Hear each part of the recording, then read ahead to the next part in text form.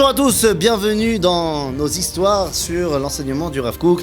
Et cette fois, je voudrais qu'on rentre dans un de ces enseignements qui est peut-être l'un des plus importants. Le Rav Kook n'était pas tunisien.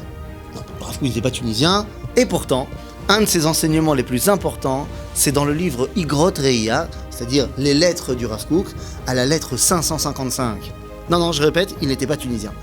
Mais qu'est-ce qu'il y a dans cette lettre ? Cette lettre, en fait, c'est une réponse à un autre grand rabbin, Rabbi Yaakov Ritbaz.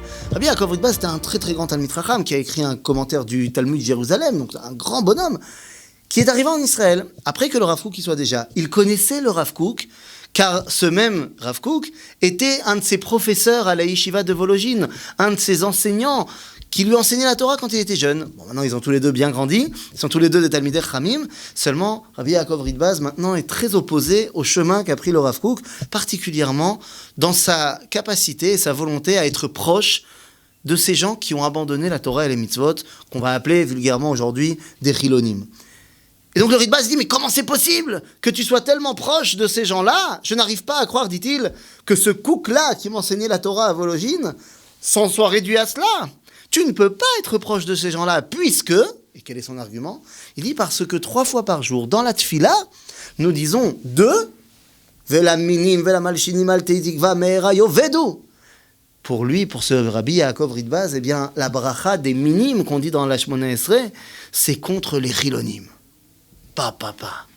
Le Rav Kook ne pouvait pas se taire, il a été obligé de lui répondre. Et il lui écrit une longue lettre qui s'appelle Igeret Takana, la lettre 555.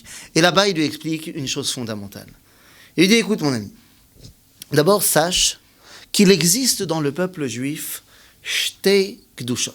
Il y a 2 dimensions de Kedusha. Oui, le juif, il est kadosh, mais pourquoi ? Eh bien, le Rav Kook nous explique ce principe fondateur.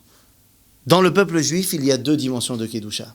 L'une s'appelle la Ségoula et l'autre s'appelle la Bechira.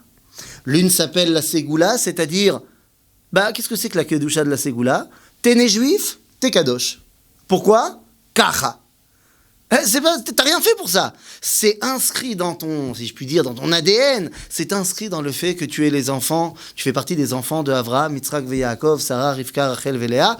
Point barre. Tu es juif, t'es kadosh. C'est la sgoula, c'est profond. Mais il y a une autre kedusha qui s'appelle kedushat bechira. La bechira, comme son nom l'indique, le choix dépend de tes actions, des choix que tu vas faire et des actions que tu vas entreprendre. Est-ce que tu vas faire Torah ou Maasim Tovim ou pas ? Si tu fais, eh bien tu reçois cette kedusha qui s'appelle la bechira. Sinon, tu fais pas. Ça, ce sont les 2 dimensions de kedusha. Nous dit le Rav Kook, sache que Dieu a prêté un serment, a fait passer un accord, si on peut dire, entre lui et l'univers, que pendant toute la période de l'exil, la Kedusha de la Ségoula, qui, dit-il, est beaucoup plus importante que la Kedusha de la Bechira. Ben oui, la Kedusha intrinsèque, profonde, qui me relie directement à Avraham, Yitzhak et Yaakov, elle est beaucoup plus forte que celle de simplement une action que j'ai pu faire aujourd'hui.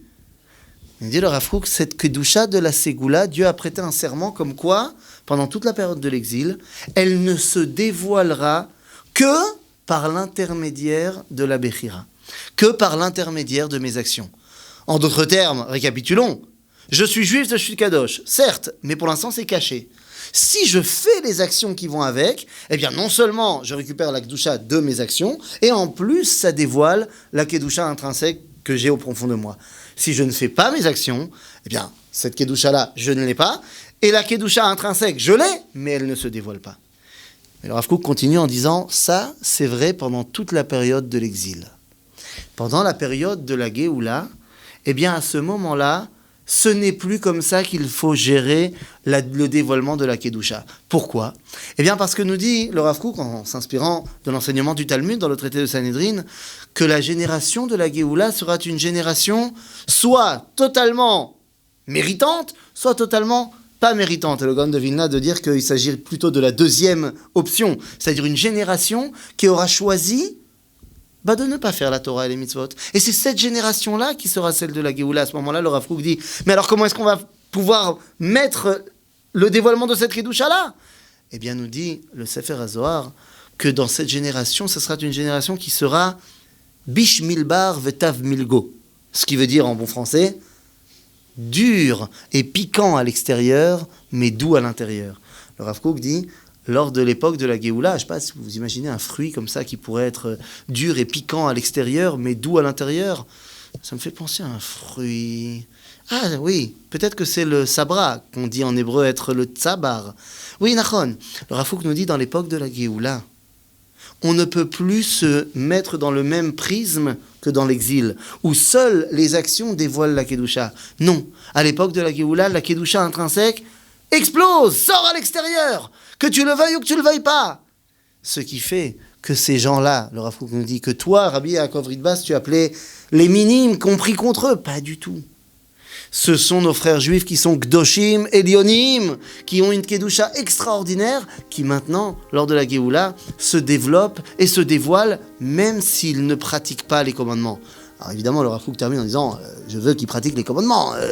On est tous pour que la Torah soit réalisée. » Mais sache que cette Kedusha profonde, à l'époque dans laquelle nous vivons, est une Kedusha qui sort, même si tu ne le veux pas.